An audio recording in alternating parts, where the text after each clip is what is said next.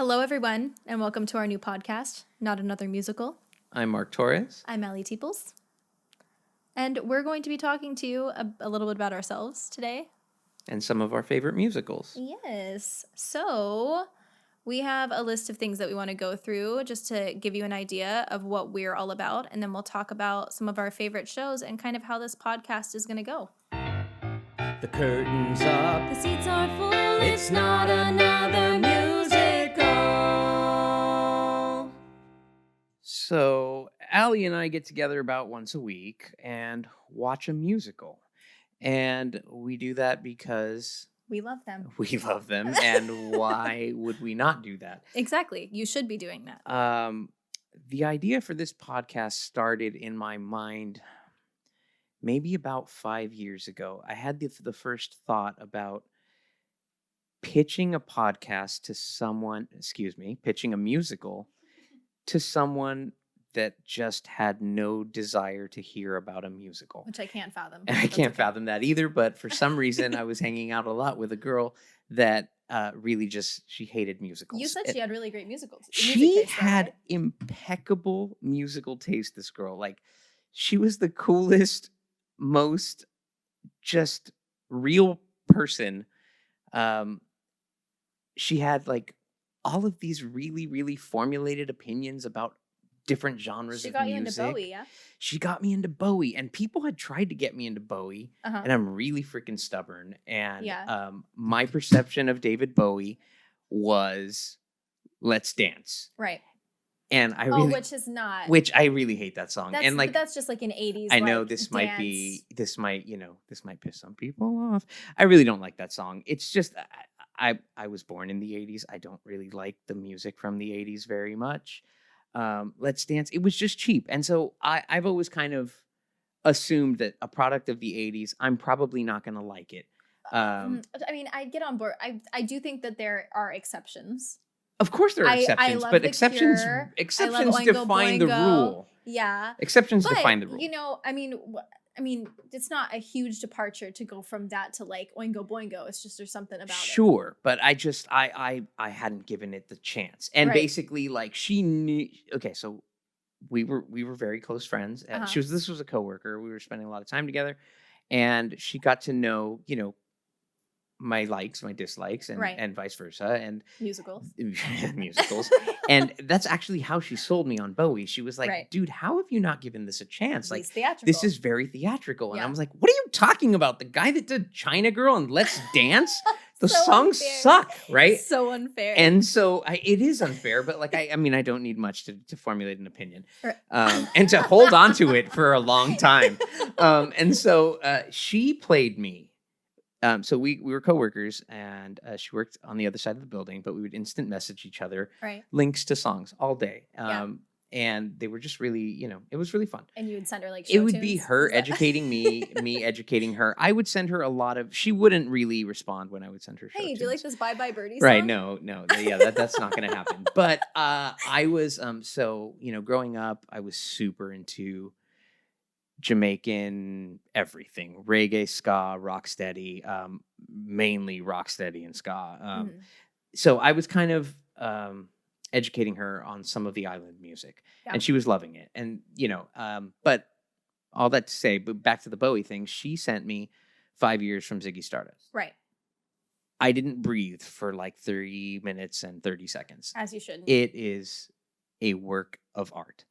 And I spent that entire day just rewinding 5 years from Ziggy Stardust and just listening to just track one off the album in a constant loop. So she got your taste, but then when you were like, hey, do you like musicals? It seems like you would. Yeah, that didn't work.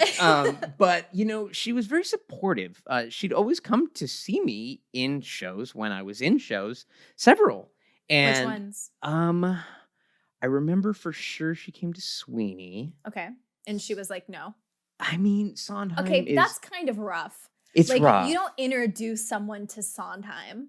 You don't. But, it's got the ultimate cliff note. There's a goddamn movie, I'm not introducing anyone to Sweeney Todd when there's a Johnny Depp movie. I don't think having a movie is like something Fair. because so someone who's never seen a musical before, you're going to introduce them to Les Mis because it has a movie. No. My Well, mom- first of all, it's got several movies. Excuse me. My mom, like, we went to go see Les Mis Yeah, at in Christmas theaters. time. Right. Yeah.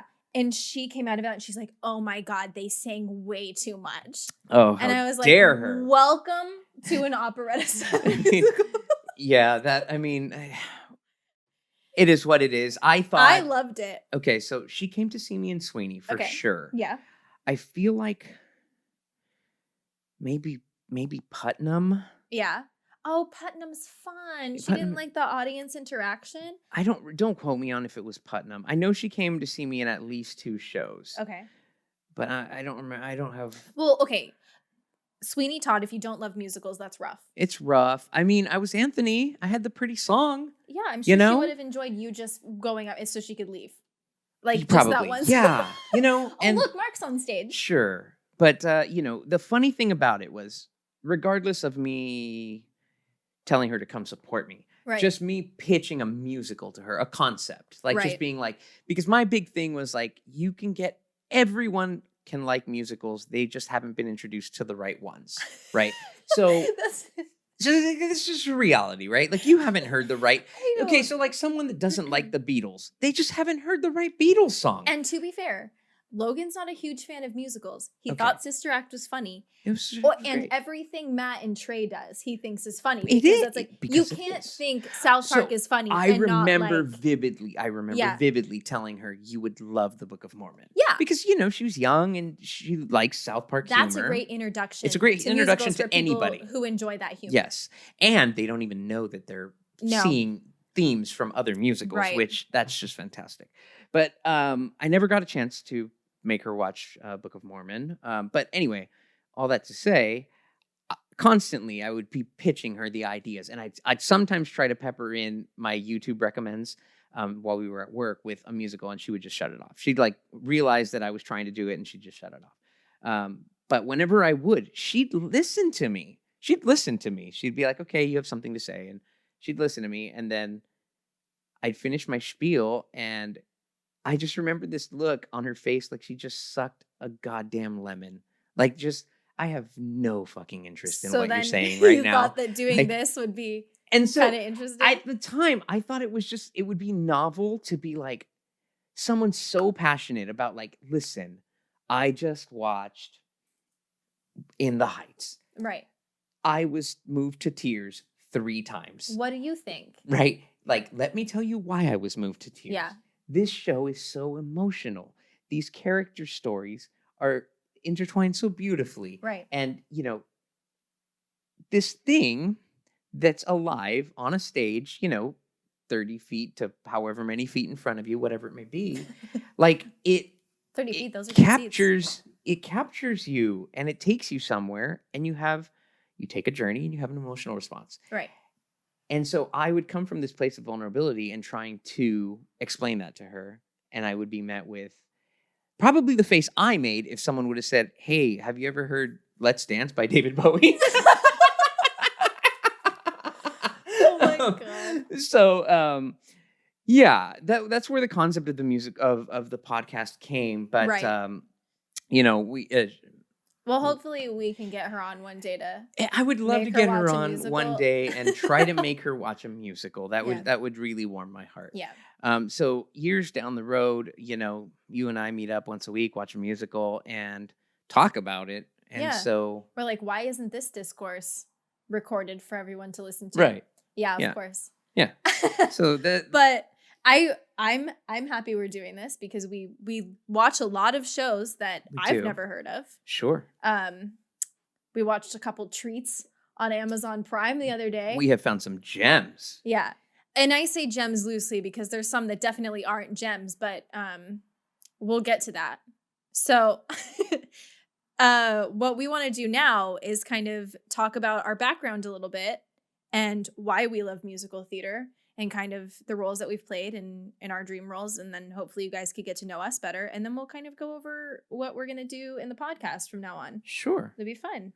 So, Mark, how did you get into musical theater? What was the spark for you? Um, wow. So, music. Well, first of all, singing came first, Right. and singing was an act of God. I thought I was a guitar player. Don't we all think All we're the guitar way. players? Played guitar in jazz band all 4 years of high I played school. keyboard in jazz band. I There was you not go. good at it. Yeah. I could only play chords. I don't know why they put me in there. I mean, kind of samesies. I really did love the instrument. Guitar is fun. Played guitar in our ska band, in our rocksteady band. So that was my main instrument when I was on stage at the time as a timid young buck. I probably felt nice behind a big ass instrument. Oh yeah. You know what I mean? I had like Singing is very vulnerable. Singing is the most vulnerable you could ever possibly be. Yeah. So I probably felt really nice. I had this in the rocksteady band. I had a big semi-hollow, Gibson, and Of course. I'd hide behind that, and it was a nice crutch to have That's on why stage. I always wished I played an instrument, because literally singing is all you do. Yeah. Yeah.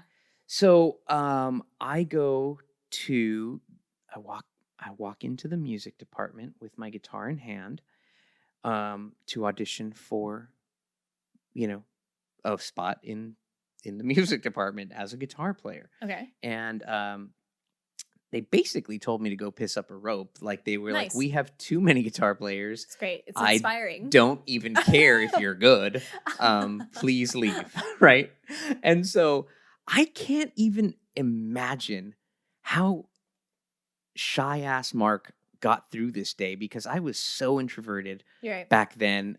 Just avoided adults at all costs, avoided people of authority at all costs. Didn't we all go through that? Somehow I walked into the undergraduate advisor's office, Dr. Vale, and asked him what my options were. So this was in college? This was in college. Okay. This was like week one of, right. Whatever. This was like after 2 years of studying things randomly, because I didn't think I wanted to be a music major, because I envisioned someday making money. Is that what he said? Like, vocal performance? No, this is how it happened. So I walk into his office and I told him, they just told me there are no seats in the guitar department. Right. What am I to do? Oh. And before he can speak, this gentleman that was sitting in a chair in his office was like, "Can you sing?" And I was like, I don't know. Can't everybody sing? And he was just oh my God. He was like, "Well, I'm the new head of the vocal arts department, right. and I'm in terrible need of men. If you can sing, I will scholarship you." And nice. Yeah.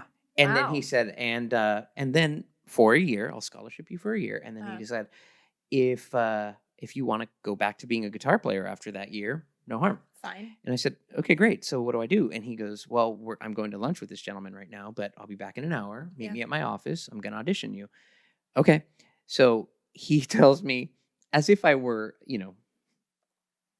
a working musician, he tells me, "So I'll be back in an hour. Prepare something." And I'm like, "Prepare like a what? Like a meal? What in the name of Christ am I going to prepare in an hour in the parking lot? So I go to my car and I just kind of sit there and I'm like, okay, I'm going to do this, whatever. So I walk up to Let's Dance by David Bowie. That would have been strong. That would have been very strong. So I walked into Dr. Talberg's office, and he opens the door and I walk in and I have my guitar in hand. Right. And I have my Beatles anthology. As you do. As we do. And so I go to open my guitar case, because he actually had told me before he left for lunch, "I do want to hear you play guitar." So I opened my guitar, and then at that time he goes, "I don't care if you can play your guitar." He grabs my Beatles anthology, he opens it up. I think he asked me first. He goes, "Are you a tenor or a bass?" I'm like, I don't know. And so he goes, "Okay, great." And he opened the Beatles anthology. He sat at the piano, and he goes, "Go!" And he starts to play Here, There, and Everywhere. Okay. And let me sing it through to the end. We just sat there and sang, this glorious Beatles tune. And he played the last chord, and he goes, "Young man, I don't need to hear you play your guitar. You are a singer." And so, as the story goes, he scholarshiped me. I never went back. I fell in love with singing. I've played many musical instruments in my life, and I have never felt just that inexplicable feeling that there's a higher power that you get from performing, like I did in choir in college. I agree. So that's college, and that's choir, and choir has just this dear place in my heart. Yeah. I miss choir so much. Mark, so do I. I mean, I would be in a choir again, honestly. I mean, Allie and I have talked about going back to get graduate degrees in music just so that we can be in the choir for 2 more years. Because there's nothing that I would rather do than pay tens of thousands of dollars to be in choir. I'd do it. Samesies. Samesies. So after all of that, fast forward. Do these people want the whole terrible story? I don't know. What do you guys want? So this is the truncated version. I finished college with a degree in music, which is very useful. Very useful. I go deaf in my right ear. I'm not laughing at you. About the same time. About the same time. At you. It's just so the irony. I'm going to be a really, really valuable music educator with one ear. You can only hear the west side of the choir and not the east side. Don't you have is it nothing? It's nothing. It's literally nothing. I can't hear a damn thing out of my right ear any longer. It's been maybe a little over 10 years now since I So you're just used to it. I'm just completely accustomed to it. Most of my friends know at this point. I always sit on your side. Yeah. You sit on my side. Sit on your side. You know, yep. Right? So that happened, and so I got scared, and I went to grad school, and I got a business degree. Nice, Boo. as we do. and tell them how many degrees you've used at your job, Mark. Tell them how many degrees. Yeah, that's we. His voice degree really comes in handy. Well, so does my business degree. Yeah. Jesus Christ, that and a quarter. My fashion merchandising degree really helps me with a no job that I have in the corporate world. Now you have this job, this Rona job. Being a princess requires a fashion degree. Of they course. wouldn't even let me be a princess without a fashion degree. Well, not a credible one. No. I show up and the parents are like, "Excuse me, are you qualified to do this?" Yeah. I know everything about fashion. Right. So where were we? Ah, yes, you went deaf. So I went deaf. I went to grad school. I got a stupid business degree. Right. So I come back with that in hand, and I'm working in the banking industry. Nice. And I'm just truly missing music, like just making music. I'm missing it. So what show did you audition for, Mark? Really bad. So I started doing karaoke. Yes. A lot. Yes. And I started doing contests, right?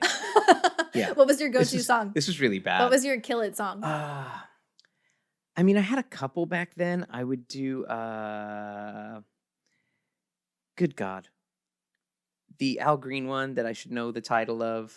I can't help you. I'm sorry. You're killing me. I'm sorry. I can't think of the title of this great Al Green song. this. Let's Stay Together. Let's Stay Together. Wow. Right? Come on. Yeah. Oh, baby, let's. Right? Yeah. Okay. Yeah. Got it. So I would do that. That was a big one. Radiohead Creep, which is just Token, right? Yeah. That was a big one. Oh, so if I was trying to win a karaoke contest, I would do Piano Man and I would play harmonica. That was oh my God. Yeah. I have to brief everyone on the fact that Mark and I are the a-holes sitting at the karaoke bar, and if someone gets up that just sings the wrong song, or it's something we were gonna sing and they get up and they do it worse, we're just we're assholes about it. We should be. We're policing the world of karaoke. Everyone else is having fun, and we're just bringing everyone down. Who else is supposed to police the world of karaoke? So anyway, I started, doing really good in some of these contests, and I was at one here locally in Huntington Beach before it was the pariah that it is now. And some woman came up to me after I sang, and I'm pretty sure I did the Al Green song at that night. Okay. And she came up to me and she just asked if I'd ever done any musicals. And I'm like, no. And she goes, well, I'm currently casting a production of Jekyll and Hyde. Nice. And what were you? And I was like, well, so she asked me to come. I really fought with the idea. Didn't want to do it. Told you I was a crazy introvert. Right.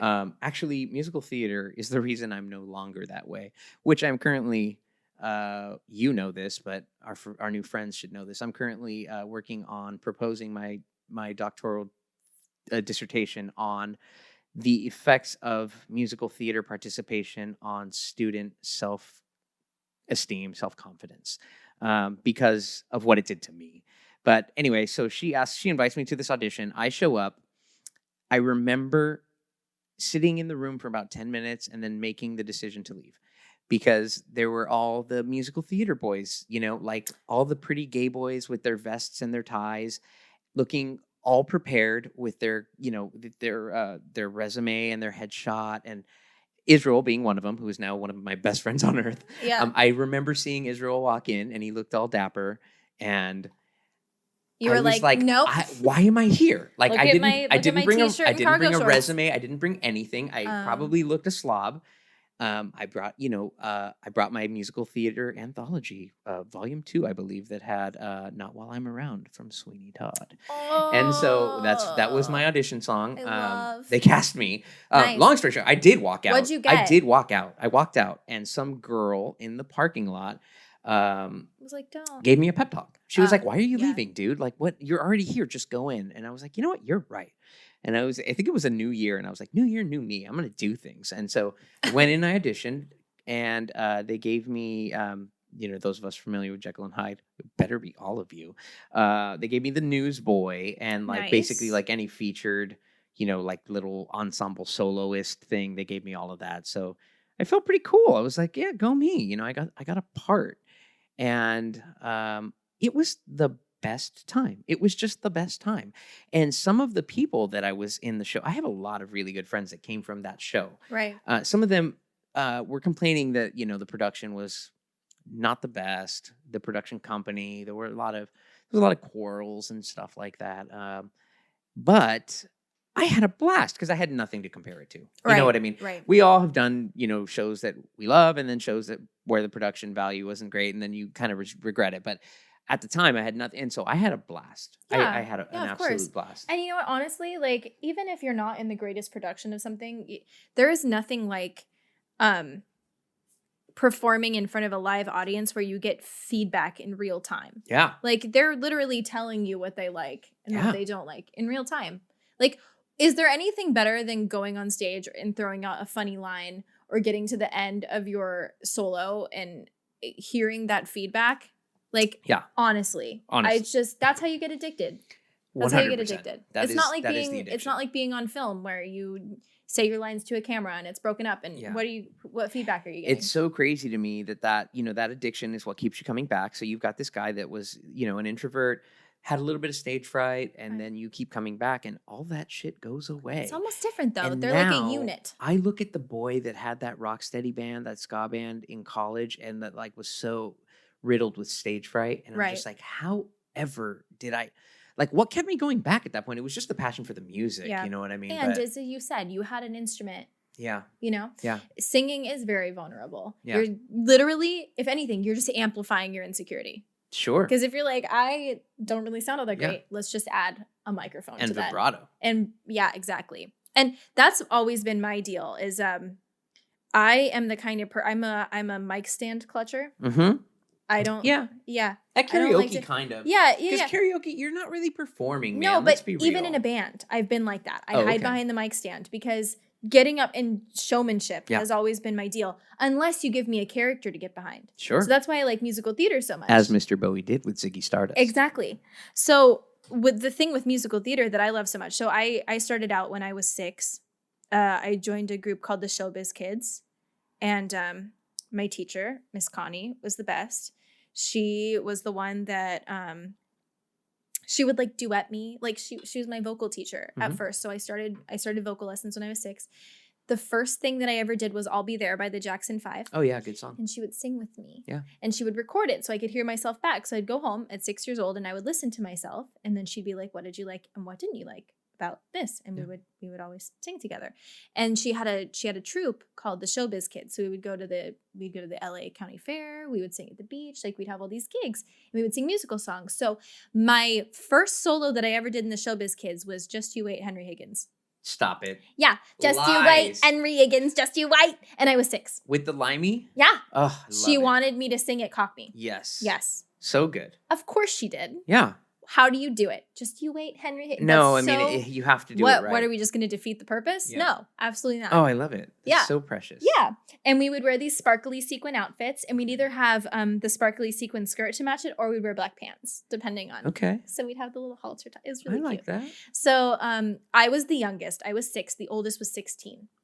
Wow. So, and she was fantastic. I don't remember her name, but the 16-year-old was fantastic. And I remember the one thing in my head that I remember was she sang, "It's there in his kiss." You know that one? Yeah.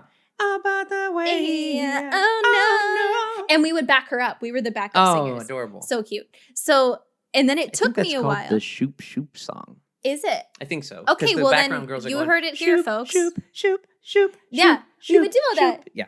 That's where it is. Yep. Yeah. So that was so fun. That was the first kind of hint I got at performing. Actually, I lied. This is actually a really crazy story. So just before she added me to the troupe, my first onstage performance ever was singing Do Re Mi from The Sound of Music. Okay. Keep in mind, I was very young. I tanked. Nice. I could not keep up with it. So I got up with my mic and I just clutched it with both hands and I was like, Do Re Mi Fa. Oh, yes. My dad was recording it behind the camera. We still have that footage. With an audible gasp. He goes, I knew she wasn't ready for this. I hope you're listening. My mom was like, Ryan, it's fine. Like, she's fine. She's trying. It was so, and then now I laugh because it was absolutely awful. Yeah. You know, but she apparently saw something in that for whatever reason. And I started to do the shows with them. So that was cool. That's very cool. I really don't remember much of it because, again, I was 6. But I quit karate for that. And it was worth it. Okay. I got all the way to a white belt, folks. All the way. So don't even mess with me. With the stripe on it or just pure white? Oh, heck no, Mark. Wow. And I remember I actually had food poisoning the night I got the white belt. So I was just groaning the whole time. You actually ceremonially get the white belt? I think that's the starting point. It's the starting point. We started with no belt. Lies. I know. Lies. With your gi all sloppy? No, that's not true. Mark, you think I'm lying. I'm not. It was ridiculous. That's not true. No, I had to ceremonially get my white belt. Wow. I remember that. Wow. And I had the worst stomach ache that night. That was a sign. That's what we call a sign. Apparently, yeah. They were like, you don't want to do karate. You want to sing music numbers. Yeah. Okay. So then when I moved to North Carolina. Ew. From California in 6th grade. Sorry, North Carolina. Sorry. You're lovely. We hope we have a lot of listeners. So after that, they had choir in middle school. So here I was in elementary school until 6th grade. Halfway through 6th grade, I moved to North Carolina to middle school. So that's rough. You go from the top of the food chain to the bottom. Sure. But the one thing that made me feel at home was choir. So I joined choir, and I was that annoying girl that sang louder than everybody because I liked to sing. Sure. And I remember my teacher used to listen back to the video and be like, okay, we're going to need Allie to like balance a little bit with the choir. And I didn't like try to do it on purpose. I just love singing so much. Yeah. So that's what I did. I was 11. That's what you do when you're 11. So it's also what you do when you're a tenor or a soprano. Exactly. Well, I was an alto. You were never an alto. Really. You just didn't know. But I could sing in the alto because my chest was strong. Sure. My chest voice was strong. Unless you work out your belt or unless you work out your head voice, you just don't have it. Okay. So I was very chesty, so they put me in alto all the time. And there I stayed until my senior year of high school, where they moved me to second soprano. Okay. And that's where I was. I still didn't have much of a head voice. So I had a good like 2 octaves of chest voice until it just got yelly. Yeah. Or I didn't have a flip into my head voice. Sure. So yeah, and in high school, that's when I did the musical. So which ones? My first one I ever did was Guys and Dolls, and then I dropped out of it. You weenie. That's what happens when you're 14 and you have a boyfriend. You think that's the most important thing. It was the worst. It's not. It was the worst. More important than a musical. I disappointed my musical director so bad. Hi, Miss Underwood, if you're listening. I'm so sorry. And for a while, like she didn't trust me to be committed, and I agree with her. Yeah. I agree with her Yeah. now. And so I dropped out of Guys and Dolls. And then the next year I wanted to make it up. So I joined our my sophomore year production of Music Man. Oh. And I was just a background person, but it's the first time I ever like made it all the way through a show. And I was like, wow, this is really fun. Yeah. It's really fun. And plus it's Music Man. Yeah. Like, who doesn't love that? What a classic musical. Yeah. Junior year, it was Bye Bye Birdie. Okay. Adorable. Yeah. It was Bye Bye Birdie. And I was Gloria Rasputin. That was like my first actual like named role. Mm-hmm. And I got to fake tap dance. Okay. And for everyone listening, I am indeed a singer who can move kind of. So that's a perfect role for me to pretend I'm dancing when I'm not. It was fantastic. Because, I mean, if you've ever seen the scene, May starts to sing Swanee River, and then I tap dance to Swanee River. I don't remember the scene. I've seen the movie a few times. I don't know if it's in the movie. Maybe I can't it's remember. not in the movie. But I've it's never in the seen it stage staged. musical. I've never seen it staged. Because May is trying to pull him away from Rosie. Okay. So she's like, I found you a new assistant. And you come in with like a feather boa and you're like, I'm Gloria Rasputin. It sounds familiar. Yeah, I don't know. So we can get into that. But we will get into that at some point. We will do Bye Bye Birdie. But yeah, so that was my first role. And the crowd would just like, that was like people's favorite part because it was like such a, it was such a character. Yeah, it was such a character. It's the one of the only character actors I've ever played. So I had that. And then our senior year, we did Annie, which Mark and I love Annie. Annie, the love of my life. Yeah. We've seen every version. Many times. Annie was probably my first crush that I can remember. Yeah. When you were little. So I forgive me, musical theater gods, for not remembering the actress's name from the movie. I do, I do recall. No, Andrew McArdle was Broadway. I think her name is also. It starts with an A. Her name is also Andrew McArdle. No, that couldn't be a thing. No, but, no, it's. I thought it was. I don't. Well, the little movie girl with her little badassery and like just wanting to fight the world. I think she was my first crush until Bernadette Peters walked out onto the. Of course. We all have a crush on Bernadette Peters. Walked out onto the silver screen.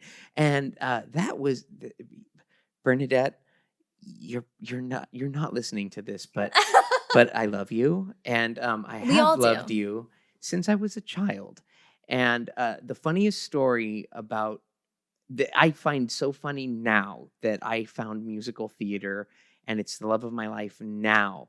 But my dad tells this story. I had to have been 7. They were having work done on the house, an addition, right? So there was like major construction. The house was like exposed and they were adding rooms to it. And so there's all these construction workers there and, they're there all day, every day. And in walks 7-year-old Mark, who, knows how to work the record player. And his favorite LP, and probably the only LPs that I remember being in that storage cabinet. Mm-hmm. Michael Jackson's Thriller was in there for sure. Annie was in there for sure. Wow, what a pair. I think there was. I don't remember. I know there was. Okay, I think. Okay, I loved Islands in the Stream. Okay. Kenny Rogers and Dolly Parton. Loved it. And I know my mom bought it for me, but I don't think that was an LP. I want to say it was a 45.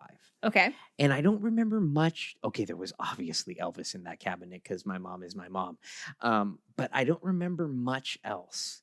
Like, I just remember, like, Thriller, Elvis's Greatest Hits. We spun that, like, Sunday mornings galore. But Annie, as this story goes, house full of construction workers, 7-year-old Mark walks out. We're listening to Annie on end incessantly. Okay. It ends. I flip it. It ends. I flip it. It ends. I flip it. And my dad was like, you would just sit in that goddamn room, spinning this Annie record, and these construction workers wanted to God. fucking kill themselves. It's so funny to me now Okay, that but, it took me so much of my life to find my way into loving musical theater. But honestly, Annie is the show that made me like musical theater so much, because here's the thing. Everything I look for in a musical is Annie, right? Yes. I 100%. absolutely love old-timey New York as a backdrop. Yep. Love it.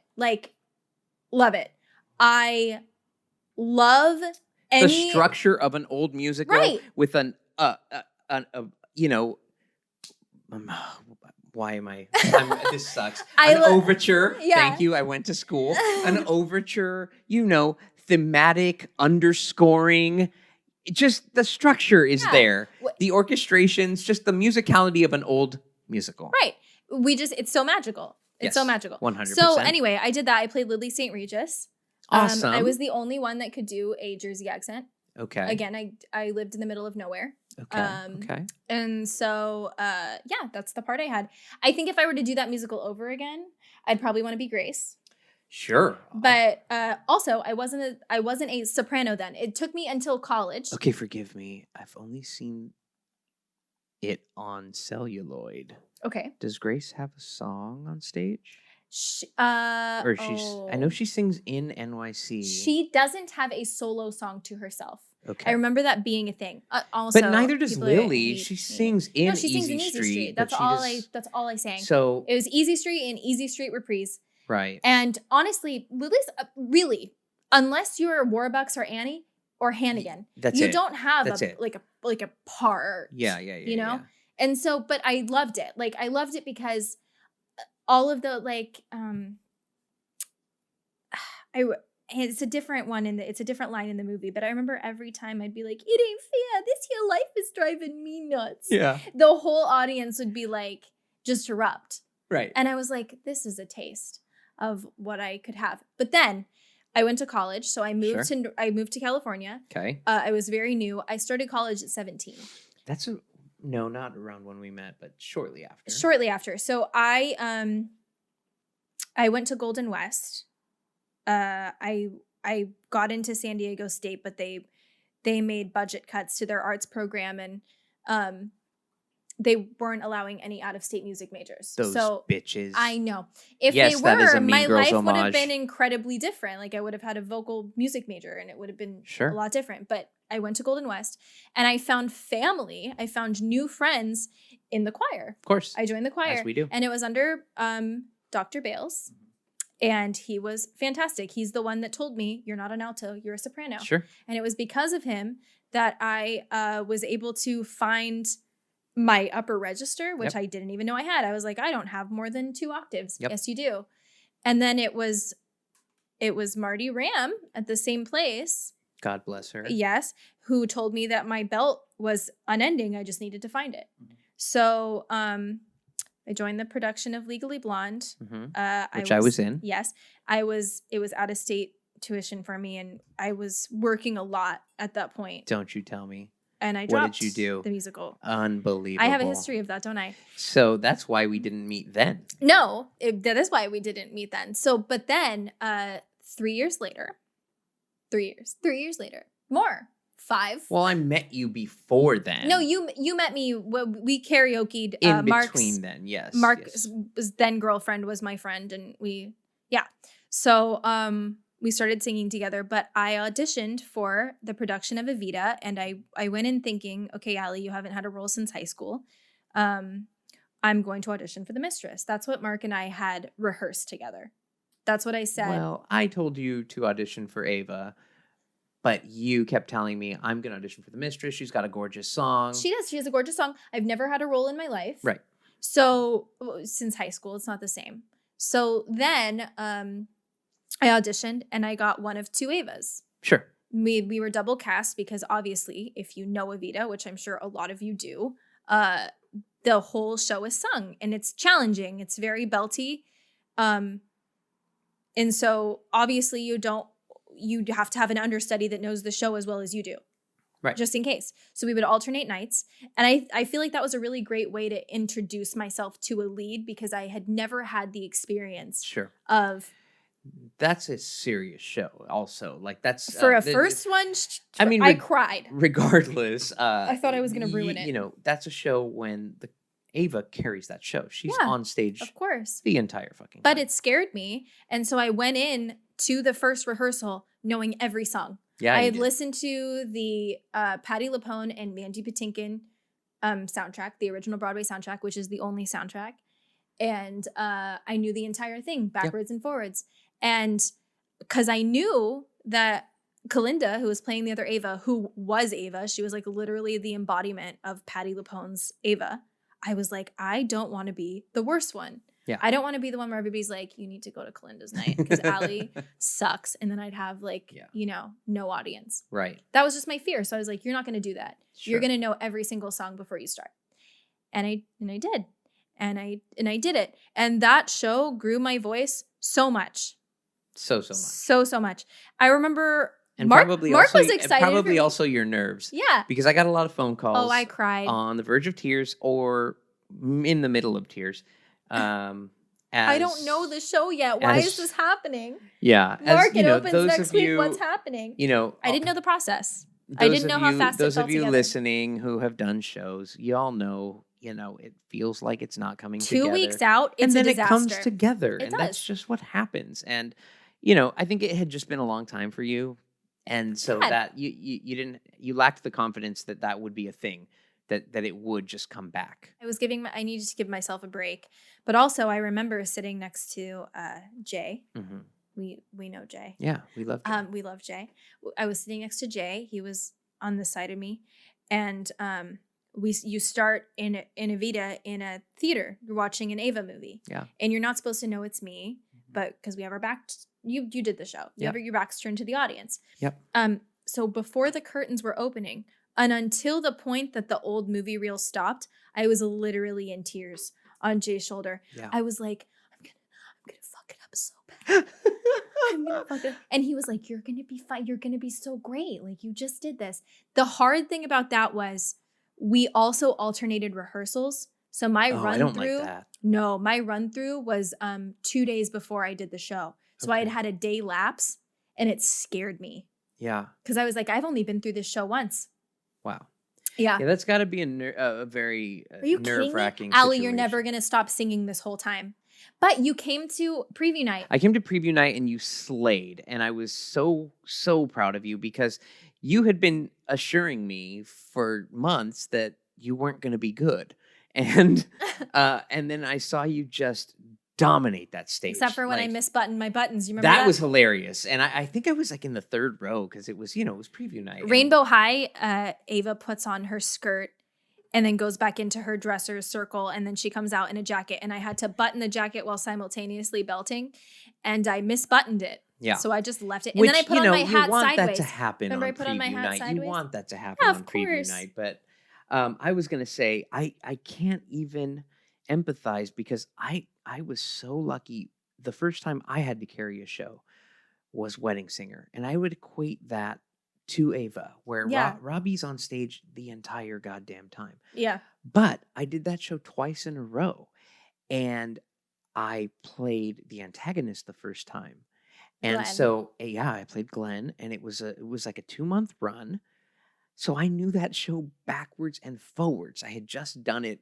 So you went from there to Cyprus. It was either a 6 or an 8-week run. It was really long, and it was the West Coast premiere production. So it had never been done in California. We did it, and I was Glenn, and then subsequently I got cast as Robbie, and so I knew that show in my sleep. It was just getting Robbie's quirks and the idiosyncrasies that make the character what it is and make him funny, and the dynamic with the actors, right? But that show I knew backwards and forwards. Yeah. So I didn't have that anxiety of like, holy shit, I'm on this stage for this entire. And I truly feel like, though, if I were to do Ava again, it's like riding a bike. Like, I still know all the songs. Yeah, I love that musical. Yeah. But I also think I love that musical because I hit the jackpot with like the cast that was around me. Sure. Like all the principals and even like some of the ensemble that I interacted with most, we were just so close. And it was just like, that's when I knew that I'm never going to stop doing this. Yeah. Because I found something that felt like it was for me and I'd never done it before. Yeah. So, speed round of questions here.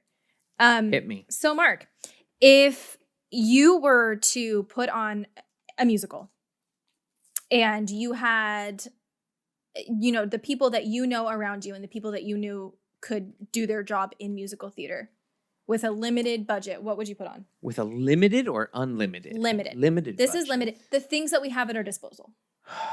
Wow. So I would probably want to pick a basic show. Right.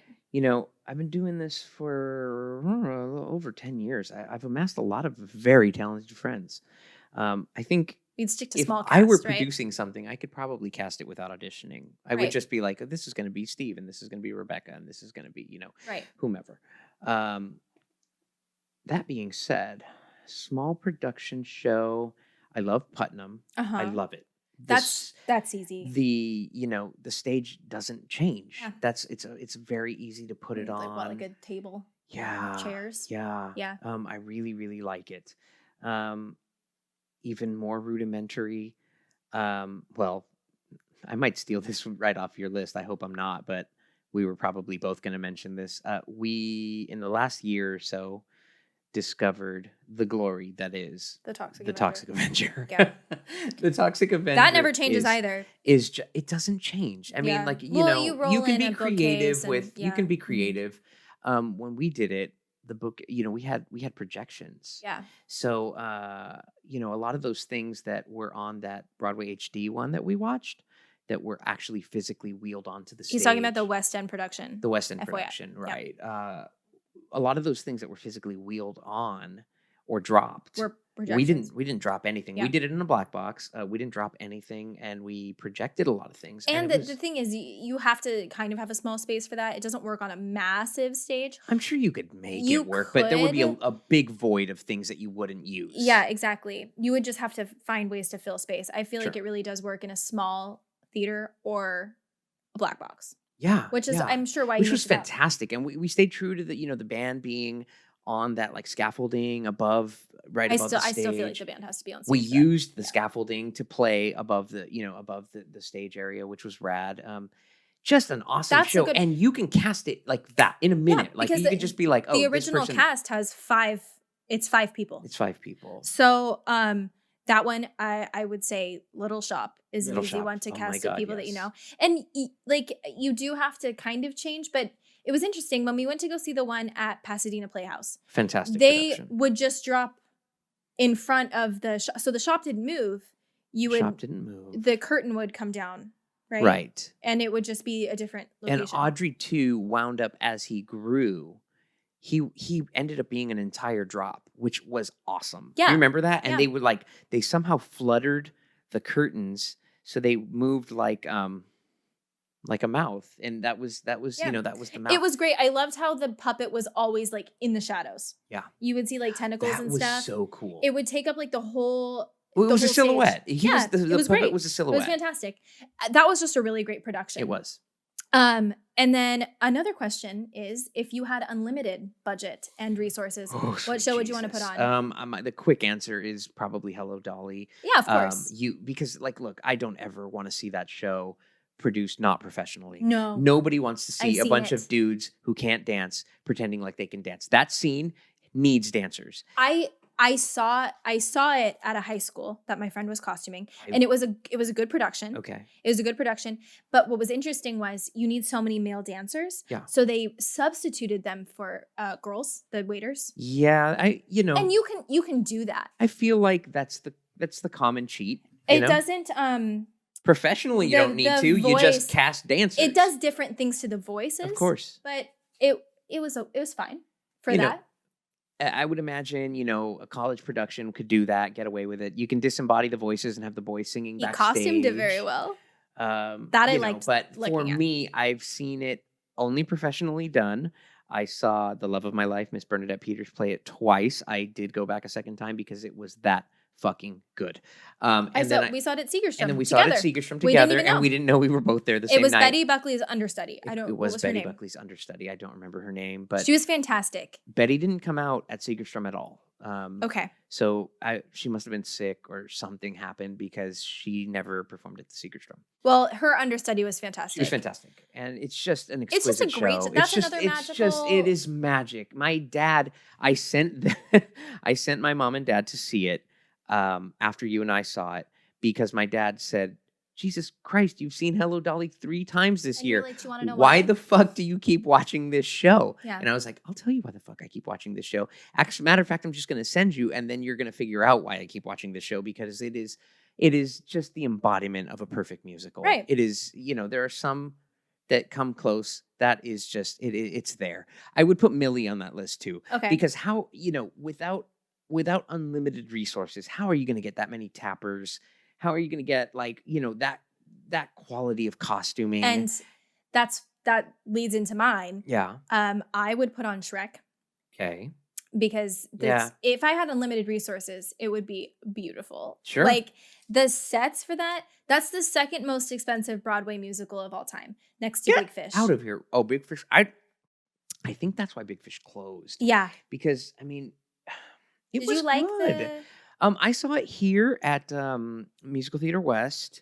I thought it was really good. The Broadway production was I don't know what the original sets looked like or anything. My friend was in New York. It was for New Year's Eve, and they just dropped the news that it was going to close. Okay. And I told her, my friend April, you're probably not listening to this, but I told her, I was like, I don't care what you do, but you go see Norbert Leo Butz. It's the closing night performance. She went. She's not a musical theater nerd, so for her it was just whatever. I'm seeing a musical. I'm in New York, and she saw it, and she said the cast seemed very sad afterward. They all came out on stage and talked and cried and stuff. Mm-hmm.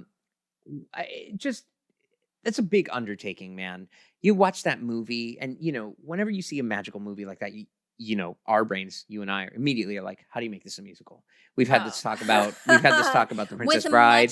We've had this talk about Forgetting Sarah Marshall. Oh, we will get into that on a completely separate episode because you haven't heard me rant. There are just movies that why isn't this already a musical? Why do they need us to do this? But yeah, that apparently was the first most expensive music. It was there were elephants. The mermaid. I mean, it was exquisite. The whole thing is they wanted to make it look like a dream sequence. And they did. Yeah. It was great. So that's I would put on Shrek.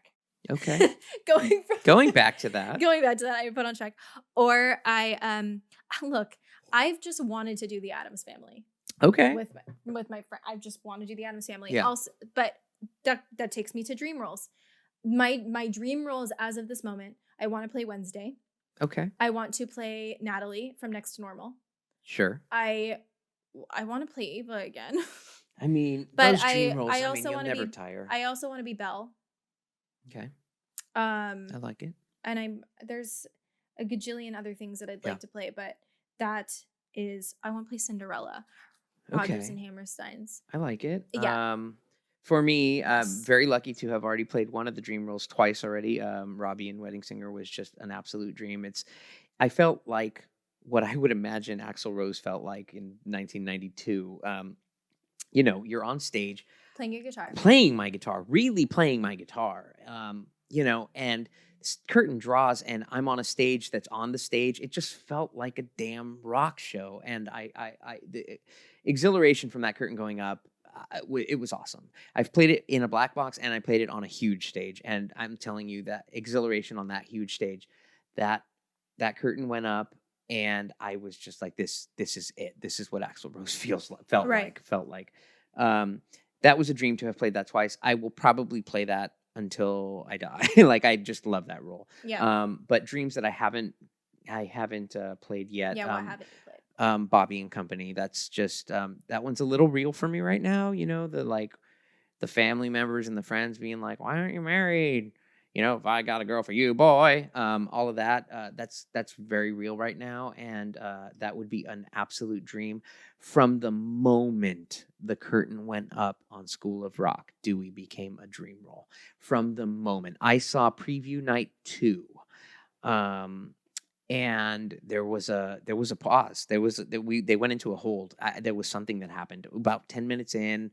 Have you seen the show? There's a moment where they're playing Guitar Hero. It's like Dewey and the roommate. You've seen the movie. Dewey and the roommate are playing Guitar Hero, and then like the Sarah Silverman character comes in, and she's like, like, what the fuck are you guys doing?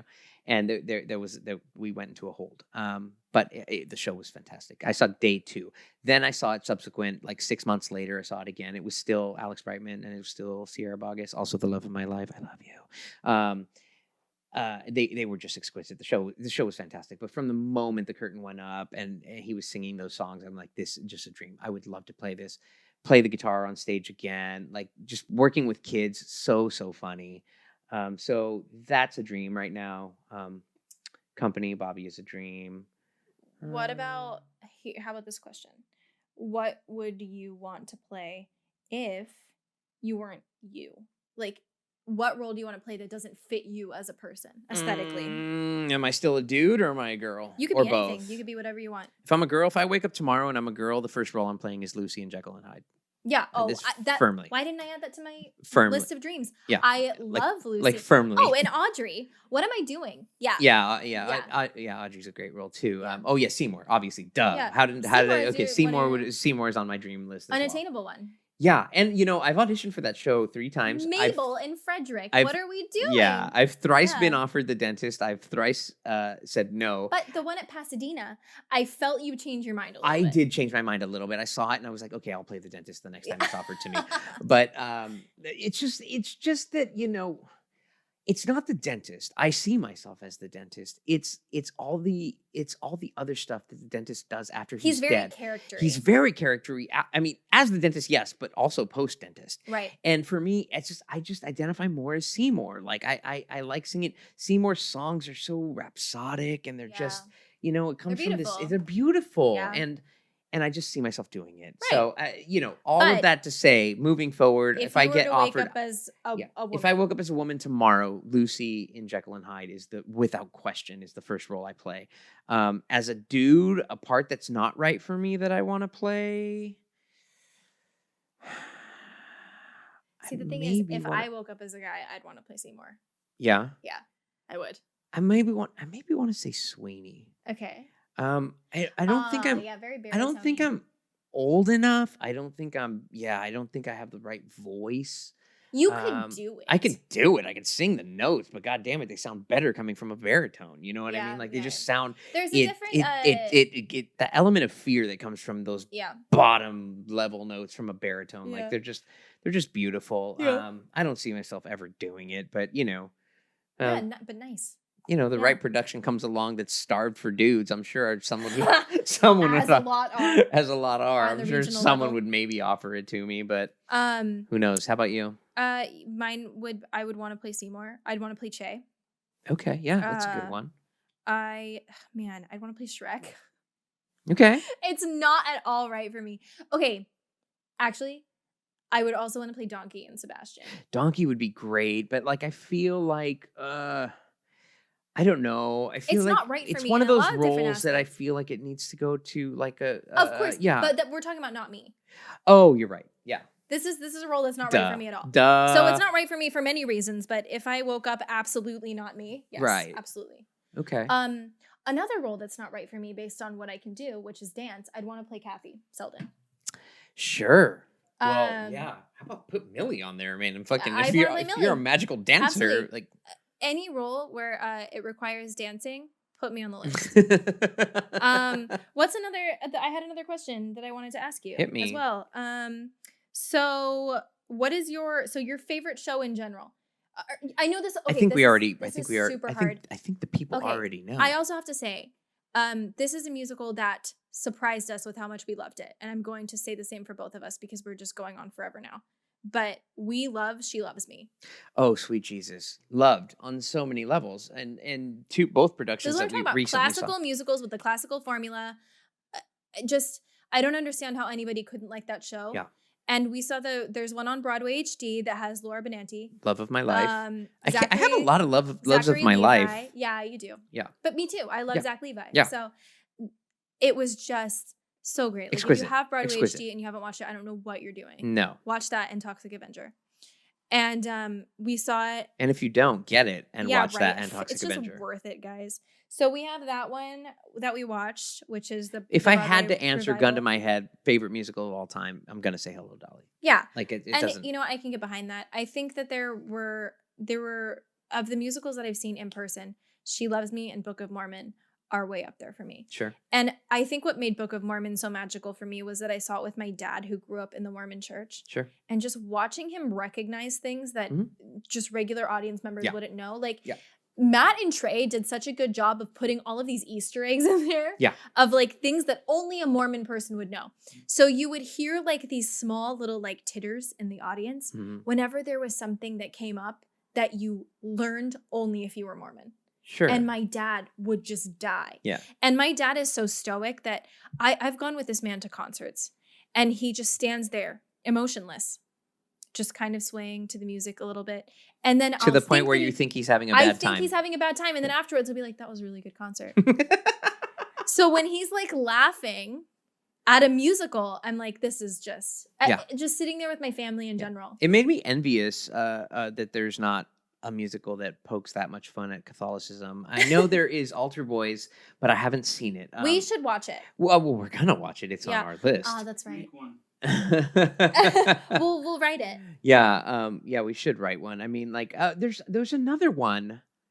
There's another one. I mean, we watched like Nonsense and Sister Act and stuff, and that Sister Act has little. some, Oh my god, does, we it didn't does talk have about some that. So we all did Sister Act together, me and Mark and Logan behind the camera, and that was just a really fun, like a great time. I just honestly, that music at Sitzprobe just It made me emotional. awesome. I missed that Right? show so much. When we first got the band together and we were all singing our songs in Sister For the Act, first time with for the the first with time. the orchestra. sounded so much different than just like Oh, I love playing Joey.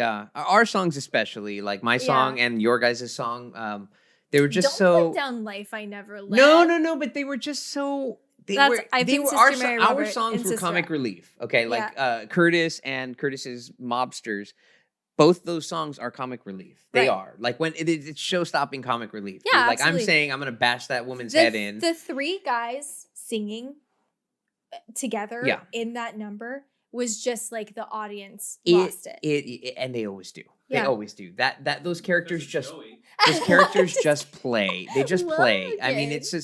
it's so funny. It's written properly. It's got that like Bee Gees feel to it. Yeah, of Like course. it almost feels like more than a woman. You know, like these three Yeah. guys just throwing their head voices around. It's so perfectly what a comic song is. Yeah, of course. Yeah. But that was a great show. Yeah, it's a great show, you know?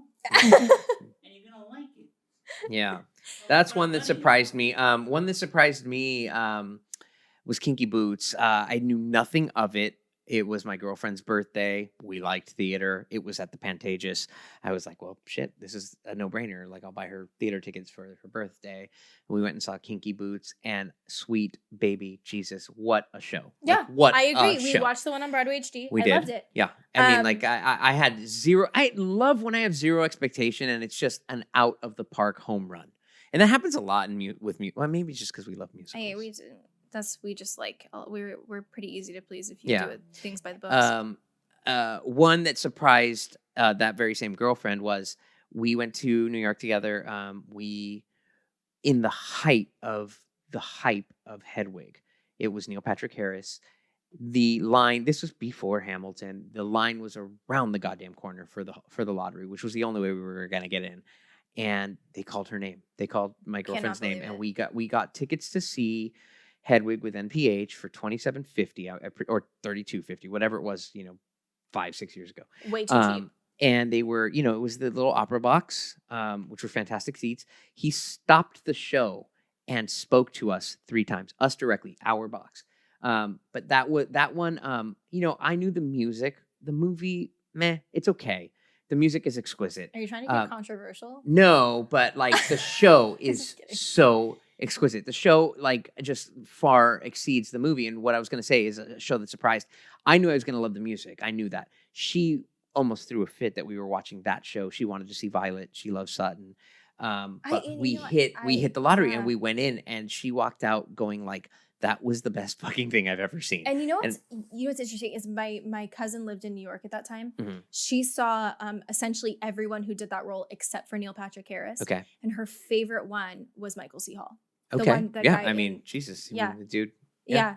And Mark, and this is not musical related at first. How dare you? Okay. Or it could be if we make it into a musical. It's fine. So Mark and I watched the show 6 Feet Under, which I highly recommend. It has nothing to do with musicals. But what's so funny is I had no idea Michael C. Hall had done Broadway, like shame on me. And there are so many parts in those episodes that go into like musical numbers. Like he joins the men's choir, and they, you know how they do like it breaks into kind of like comic relief, and they do like a musical number together and stuff. And I was like, wow, he can really sing. Like, I wonder what he's done. Turns out that just before 6 Feet Under, he was, who's the one in Cabaret that does the MC? The MC. Yeah. He was the MC in Cabaret after Alan Cumming. Right. And then he was actually, he did the original Lazarus on Broadway. Cool. Yeah. And he was hand selected by Bowie. And I realized how much that made sense when you listen to his Bowie, tone. who wrote the exquisite song "Let's Dance." Yes. And what was it? China Girl. Yes, absolutely. Yeah. If you haven't listened to those songs, stop this podcast. What are you doing? So anyway, she said that he was her favorite because he played it so like vulnerably. Sure. It is a very vulnerable role, man. Like, but he just apparently. So I would really like to find a way to see him do it. Oh, we will. We will watch them. I mean, and I stand by MPH because that's the one I saw. She's never seen it with him, so he was just. I mean, he just took it to. I mean, just But she took it to 11. She dude. saw essentially everyone else. Sure. So she just loves that show. Yeah. But hopefully when we do Hedwig, we could have her on and she can explain why. But anyways, so what were you saying after? So what's next on our list here? If you could play one role on Broadway for the rest of your life. Oh, that is so hard. And I'm going to give it to you here. You can even be a different age. You don't have to be today. You could be 50 and say that you want to play, Gypsy, Mama Rose. Whatever it is that you want to play for the rest of your life. That does not help me. Honestly, with the way that I sound, probably be like Belle. Or that's right up your alley. I'd probably want to play. You already do that. Can you stop? Not on a Broadway stage, dude. So I'd probably pick Belle, or I'd pick Ava because I just have such a soft spot for Ava. Yeah. Or like Audrey would be fun to wake up and do like every day. Or Fiona because it's so pretty. Audrey would be super fun because it's such a niche show, and like I feel like it'd be in a smaller theater, and you'd just get like it would be yeah. Plus that show, apart from your character songs, apart from Audrey's songs, apart from Seymour's songs, that show is exquisite. So fantastic. Like the songwriting is just so breathtaking in that song. The Urchins music, like their songs are everything about that song. Speaking of which, I didn't answer what musical surprised me. Oh, give it to me. Hit me. Grinning Man. When we watched Grinning, sweet so God. You're going to get into this one? No, I'm not going to get into it. We're not going to talk about this. But we watched this musical called Grinning Man. And it ran at Bristol Old Vic off the West End, and then it moved to the West End for a year. So it was a very like short running show, and then it closed. It shouldn't have because it was just so amazing. If you can find this recording, I stand by it needs about 10 to 15 minutes of editing. And I will let him have that. But it was insane for a show that didn't run for very long. It's really good. The song at the beginning of Act 2 is breathtaking. You won't breathe for 4 minutes. It's called Labyrinth. You won't breathe for 4 minutes. His name is Louis Haskell, and he has the voice of a fallen angel. You're not supposed to do this until we do this. Okay, well, we're going to talk about this later. Yes, but we will. That show very much surprised me. Yeah. And then, so we've been talking for a very long time Let's get into it. So the way that the musical is going to run from now on, we're not just going to ramble on like this. Not the musical. This actually The isn't way a the musical. podcast, the way the podcast is going to run from now on, we're not just going to ramble the way that we are rambling.